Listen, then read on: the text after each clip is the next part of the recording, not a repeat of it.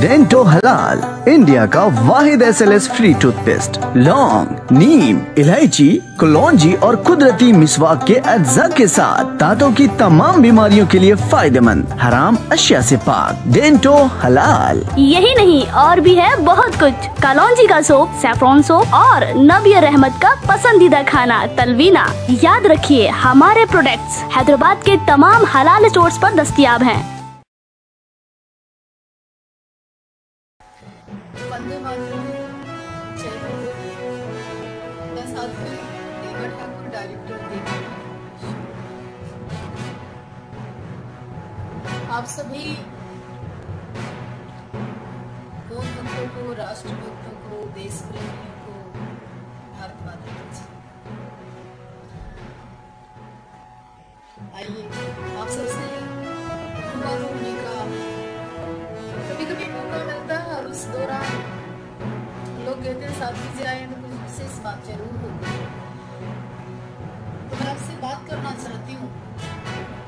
शुरुआत कर लेते हैं कि देश में जो हुआ उस विषय में कि ममियाना बंद करो, भाषा बोलो फौलादों की और खाल खींच लो आदत की नाजायज औलाद। हो जाए अगर कोई भूल तो भूल माफ कर दी जाती है, लेकिन कुछ कुत्ते सच में पागल हो गए हैं, उनको गोली मारी जाती है। जो अनंतनाग में जम्मू कश्मीर में हुआ, ये कड़ी निंदा सभी नेता कर चुके हैं। आप सोच रहे हो साध्वी जी बड़ा लेट आई लाएगा, तो मैं जवाब देना चाहती हूँ कि कश्मीरी जो समझौता है वो आपकी सबसे बड़ी है। और दूसरा विषय कि राष्ट्रपति शासन तुरंत लागू कर देना चाहिए और जो उग्रवाद फैलाते हैं उनको चौराहे पर गोली मार देनी चाहिए। मैं खुली चुनौती देना चाहती हूँ कि जिन्ना की औलादों को कि देशद्रोह की बातें और पाकिस्तान यादों को कि अगर दम है ना तुम्हें, अब भारत पर आंख उठे तो भारत का बच्चा बच्चा राम और बच्ची बच्ची सीता। ये सिर्फ धमकियां नहीं है। अरे किसी हिंदू के पास अगर 2 हथियार मिल जाए तो देशद्रोह, आतंकवाद, जाने कितनी धाराएं लग जाती हैं। मैं कहना चाहती हूँ शराब उन मुल्लों को कि मस्जिदों की अब भारत सरकार को तलाशी ले लेनी चाहिए। उनके अंदर जमा कितने हथियार हैं उनका ब्यौरा भी होना चाहिए। कि भगवा सिर्फ अब शर्मिंदा है और तिरंगा एक ही बात सोच रहा है आजकल। ये सियासत की गलियारों में कि मुझे लगता है कि जितना लहराने के काम नहीं आता तिरंगा, जितना कि उसमें लाश लिपटे रहती है। अक्सर लोग बात करते हैं धर्म की, शास्त्र की, मुझे लगता है सिर्फ ये बातें हैं। मुजफ्फरनगर में जो हुआ, देश के अंदर ही गद्दार है। आए दिन खुलासा होता है और आप लोग सिर्फ बातें करते हो, चुप रहते हो। ओवैसी आजम खान का कोई बयान नहीं आया, कोई निंदा नहीं की उसने, सिर्फ भक्तों के साथ इतना गलत हुआ। और मैं बल्कि मोदी जी से भी कहना चाहती हूँ, प्रधानमंत्री जी से और योगी जी से भी, आपके होते देश के हालात इस प्रकार हैं, आप ये कड़ी निंदा बंद करें। अब जवाब देने का वक्त है, जवाब दे। हिंदू ही नहीं बल्कि पूरा भारत आपसे उम्मीद करता है। और एक विशेष और मुख्य बात, गृह मंत्री जी का पिछली बार जन्मदिन था, तब भी तोहफे में कई हमले हुए। आज भी जिस दिन जन्मदिन था उस दिन भी तोहफे में कई हमले हुए। आखिर ये हमले गृह मंत्री के जन्म दिवस पर क्यों होते हैं, मेरा बड़ा सवाल है। लोग आए दिन लाइव होते हैं और बात कर चले जाते हैं। मेरा मकसद वो नहीं है कि आप, लेकिन मैं चुनौती देना चाहती हूँ जो भारत में रह के आतंक ही हो रहे हैं, आतंकवाद फैला रहे हैं, उनको अगर जड़ से खत्म करना है तो भारत सरकार को ठोस निर्णय लेना पड़ेगा और उसका जवाब देना पड़ेगा। अब इंतजार नहीं होता, खून के आंसू और रोए नहीं जाते, सिख भक्तों का कसूर सिर्फ इतना था कि वो अपने ही देश में अपने ही आराध्य देव की साधना करने गए थे। लास्ट और एक ही बात है कि जो सारे फसाद की जड़ है ना वो कुरान है। इस कुरान पर जिस दिन बैन लग जाएगा तो आतंकवाद खत्म हो जाएगा। और दूसरा, पाकिस्तान में बैठा वो हाफिज कुत्ता, वो दलाल, वो मुसलमानों का मसीहा जो जहर भरे पैगाम भेजता है हिंदुस्तान, जिससे आतंकवाद और उग्रवाद फैलता है, जिस दिन ये मेरा बस चलेगा ना, मेरी खुली चुनौती है, हाफिज अगर तेरे में दम है ना, तू साध्वी देवा ठाकुर के लिए बम बारूद भेज कर देख। और उसके सारे दलालों को, सारे उनको भी मैं खुली चुनौती। अरे मासूमों को मारते हो तो मासूमों को सहारा लेते हो। बहुत अच्छा किया कि पाकिस्तान की बस को आने नहीं दिया और ये समझौता एक्सप्रेस बंद कर दी जाए तुरंत प्रभाव से। राष्ट्रपति शासन लगाकर जम्मू कश्मीर में जितने भी आतंकी मिलते हैं उनको शराब चौराहे पर गोली मार देनी चाहिए। ये था आज का। और आजम खान, ओवैसी और जिस बिल में घुसे हो तुम, हरामखोरो कुत्तों, बाहर निकल कर देखो कि देश में रहकर देश से गद्दारी करना बंद करें। ये तो था आज का संदेश। देश में अमन शांति की मैं कामना करती और सिख भक्तों को और सभी राष्ट्रवादियों को एक बात कहना चाहती हूँ, जिस तरह से हमारे सिख भक्तों को मारा गया, हज यात्रा दूर नहीं है, वो दिन दूर नहीं है। जवाब देंगे सिख भक्त, राष्ट्रभक्त, क्योंकि गुस्सा जब पड़ता है ना तो निकलता जरूर, आज नहीं कल।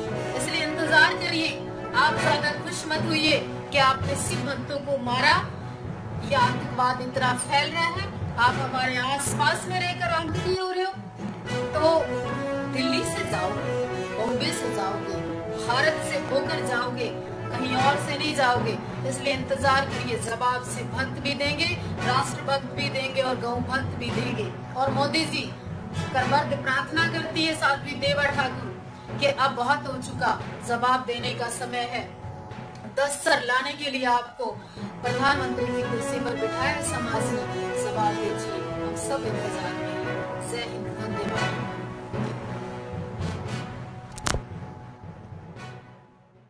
अस्सलाम वालेकुम, नमस्ते, सत श्री अकाल, आदाब, जय हिंद।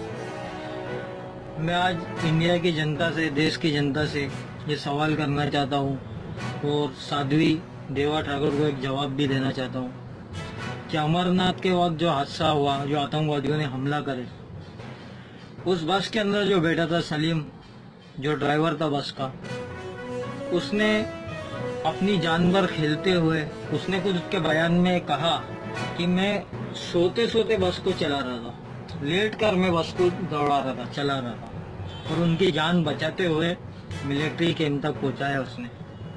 कितना अच्छा काम करा मेरा भाई, बहुत अच्छा, आई लाइक इट।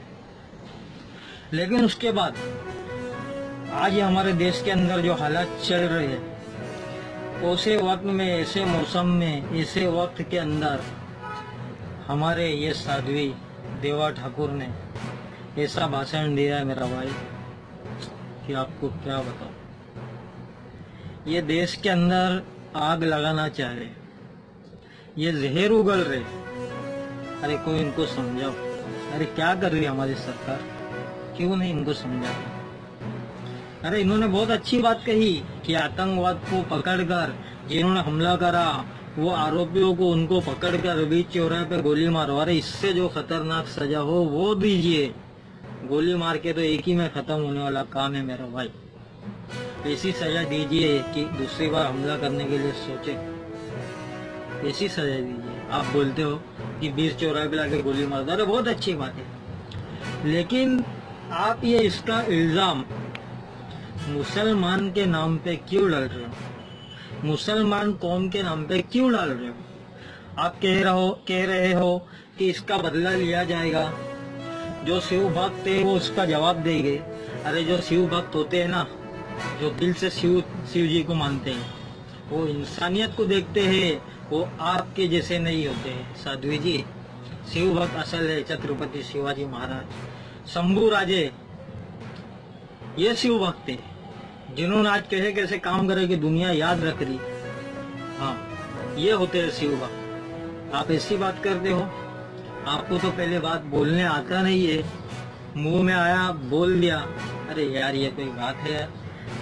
आप बोलते हो कि इसका बदला ले गए, और जो अभी हज पे जाने वाले हैं वो भारत से ही जाएंगे। अरे आप ये क्या कर रहे हो? आपको कुछ समझ रहा हो? मुझे तो लगता है आप पागल हो। आपको आपका मेडिकल चेकअप कराना पड़ेगा। आप दिमागी हालत से मेरे को तो अच्छे नहीं लगते हो, क्योंकि आप जो बात कर रहे हो ना, ये बात में कुछ दम नहीं है, ये फसाद वाली बात है।